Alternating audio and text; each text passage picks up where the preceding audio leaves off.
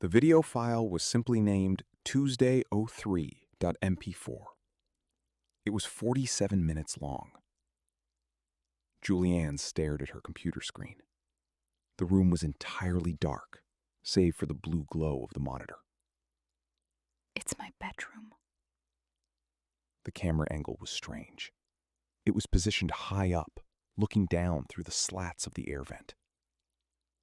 On the screen, Julianne was sleeping. The timestamp read 3:14 a.m. Someone was up there while I slept. She didn't scream. Her throat had completely closed. She just kept watching.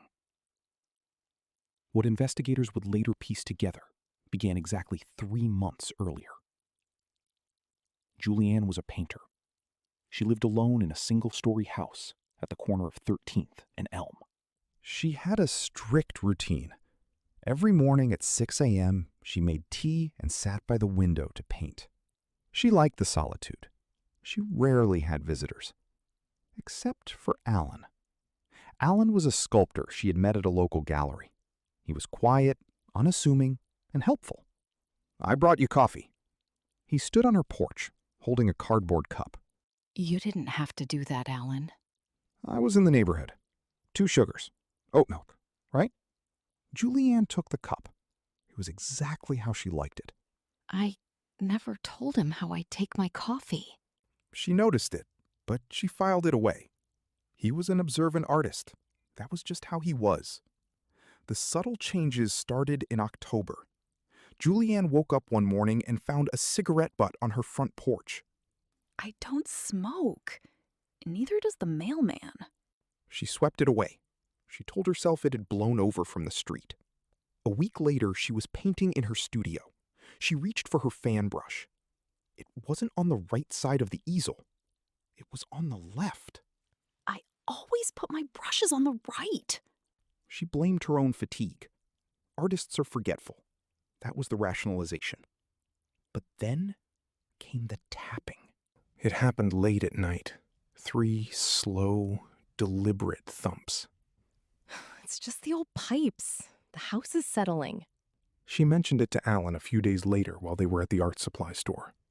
"Old houses make noises, Jules, but you shouldn't feel unsafe." He looked genuinely concerned. "Let me come over tomorrow. I'll install a new deadbolt for you, just for peace of mind." She made a decision that seemed reasonable at the time. Thank you, Alan. I'd really appreciate that. He spent 3 hours at her house the next day. He changed the locks. He checked the windows. When he left, she locked the new deadbolt. She felt safe. That was the last decision she made with full information. By November, the feeling of being watched became a physical weight. The back of my neck prickles when I walk down the hallway. She started leaving the lights on. She stopped painting by the window. One afternoon, she decided to clean out the small crawl space beneath her studio floor. She pulled back the rug and pried up the loose floorboard.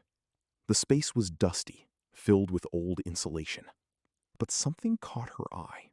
A black plastic trash bag tucked neatly between the joists.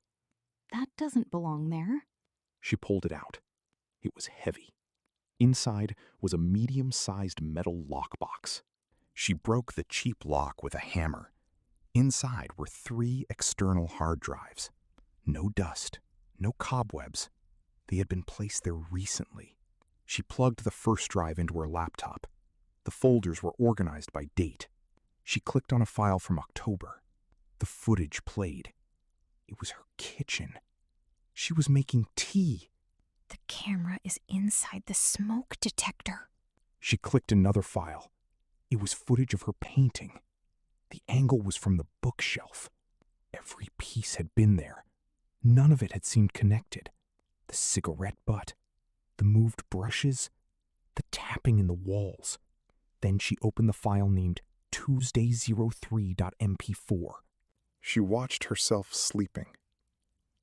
But at the 41-minute mark, the camera shifted. The person holding the camera adjusted their grip. For a fraction of a second, their reflection caught in the glass of the bedroom mirror. It was Alan. Oh, God. He hadn't been watching her from outside. He had been living in the crawl space. He had been moving through the vents. When he installed the new deadbolt, he wasn't keeping intruders out. He was locking her in with him. Julianne didn't pack a bag. She didn't grab her coat. She walked out the front door and called the police from the street. Alan was arrested at his sculpting studio 4 hours later. We found keys to 4 other houses in his workspace. He had mapped out the ventilation systems of every house he visited. Alan was convicted of stalking, breaking and entering, and voyeurism. He was sentenced to 7 years in a state facility. He was released after 4 years for good behavior. Julianne never returned to the house at 13th and Elm. She moved to an apartment on the 4th floor of a secure building. I don't really talk about it anymore. I just want to move on. But every night, before she goes to sleep, she checks the deadbolt. She checks it twice, because she knows a lock only works if you know who is on the other side.